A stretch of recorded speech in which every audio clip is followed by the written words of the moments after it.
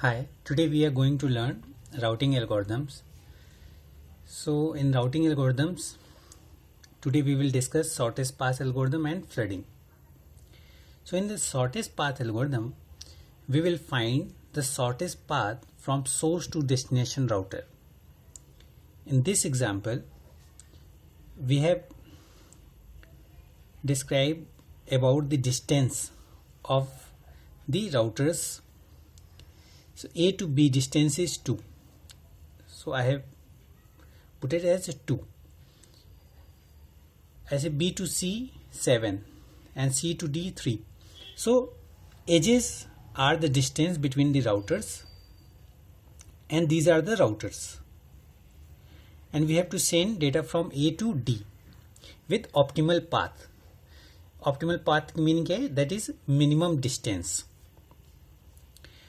So for that we are going to use Dijkstra algorithm. Algorithm किस लिए है? Shortest path find करने के लिए.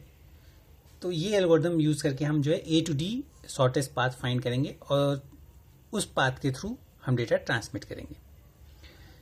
सो डिजक्स्ट्रा एल्गोरिथम क्या कहता है कि आपका फर्स्ट नोड से स्टार्ट करेगा, दैट इज सोर्स नोड, और we assume its cost is 0 and remaining are at the infinite distance because we have not visited remaining nodes. तो यहाँ से स्टार्ट करेंगे. फिर A to B मतलब डिस्टेंस A to B क्या 2 है, तो B की डिस्टेंस हम क्या कर देंगे 2.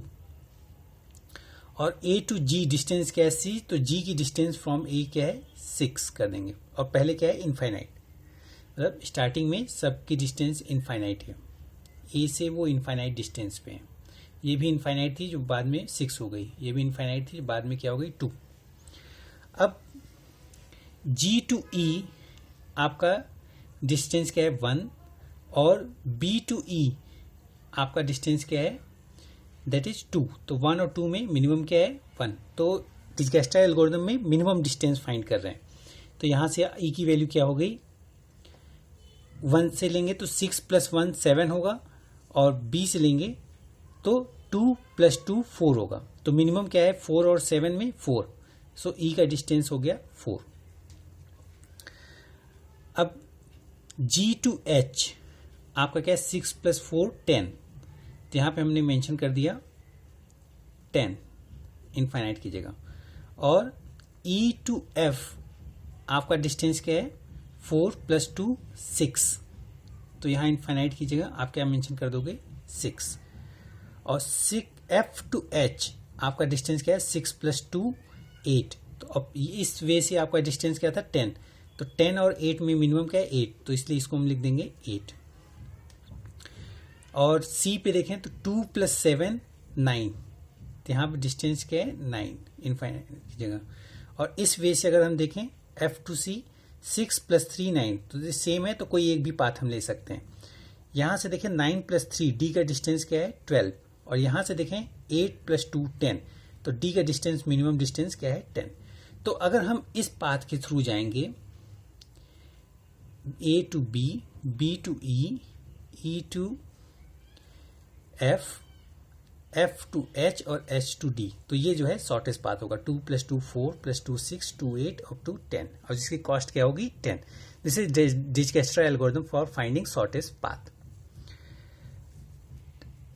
तो अगर ए से कोई डेटा ट्रांसमिट करना है तो इस पाथ के थ्रू जो है वो मिनिमम डिस्टेंस ट्रेवल करके डेस्टिनेशन पे रीच करेगा.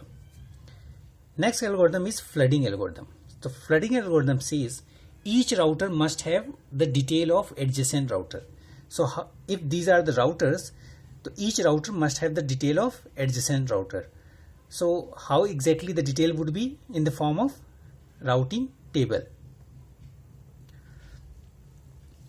Send data packet to all router except the one from where the data packet came.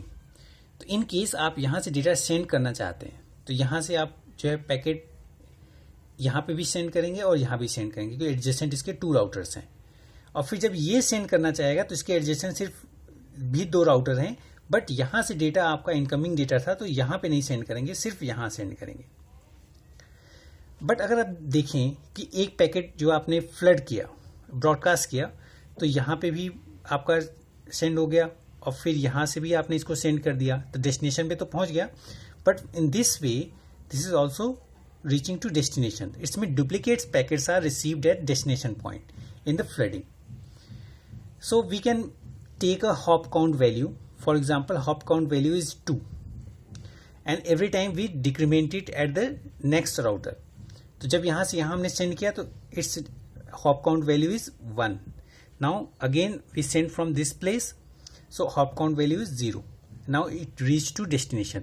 अब यहाँ से हम नहीं सेंड कर सकते क्योंकि हॉप काउंट जो है हमने मान लिया कि 0 पे से ज़्यादा हम नहीं सेंड कर सकते.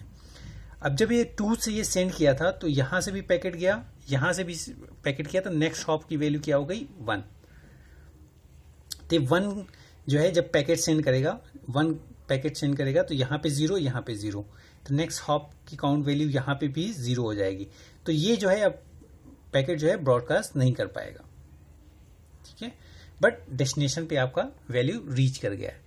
ऐसे ही आप हॉप काउंट वैल्यू अगर इसकी 3 कर दें तो 3 के अकॉर्डिंग यहाँ पे पैकेट सेंड होंगे दोनों साइड पे, और फिर इसकी हॉप काउंट वैल्यू क्या हो जाएगी 2 यहाँ पे, और यहाँ पे क्या हो जाएगी 2, और फिर ये सेंड करेगा तो इसकी हॉप काउंट वैल्यू क्या हो जाएगी 1, और यहाँ से सेंड करेगा तो इसकी हॉप काउंट वैल्यू इसके अकॉर्डिंग भी पैकेट पे यहाँ पे 1 हो जाएगी. यहाँ पे सेंड करेगा इसकी हॉप काउंट वैल्यू 1 हो जाएगी, तो 1 के करेस्पॉन्डिंग पैकेट सेंड होंगे, फिर ये पैकेट यहाँ तक सेंड कर पाएगा.